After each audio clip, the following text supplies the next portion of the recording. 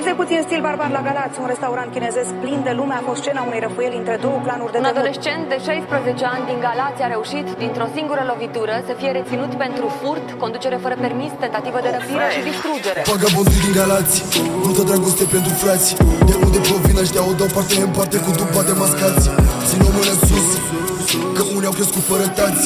În orașul meu se nasc gladiatorii, în fața noastră îngenunchiați. Vagabondii din Galați, multă dragoste pentru frați.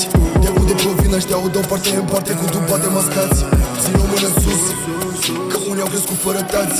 În orașul meu se nasc gladiatorii, în fața noastră îngenunchiați. Se trag tine de cox, antrenament runde de box.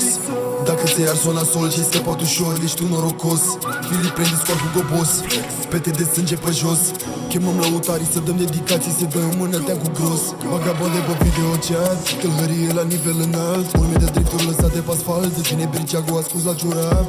Și-a format atacuri, bag 100 metri garduri. Gheră de marfă și prafuri, viba din cartele carduri.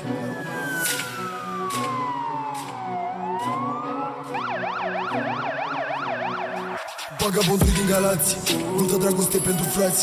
De unde provin ăștia o dau parte în parte cu dupa de mascați. Țin o mână sus, că unii au crescut fără tați. În orașul meu se nasc gladiatorii, în fața noastră îngenunchiați. Vagabondii din Galați, multă dragoste pentru frați. De unde provin ăștia o dau parte în parte cu dupa de mascați. Țin o mână sus, că unii au crescut fără tați. În orașul meu se nasc gladiatorii, în fața noastră îngenunchiați. Băi, să vezi că-am dat chiar în locul 1. Azi văd că mă amenință forță nebunul. Termină TVR, hai stai liniștit. Iar un două în barbă de la potolit. Am auzit că mai are o faptă, mă caută de ieri și aduna brigadă. Să vină cu toți, au pedeapsă semnată. Dar un telefon să adun o armată, ne vedem în strat. Mortal Kombat, rozete, macete, se aruncă pum la ficat.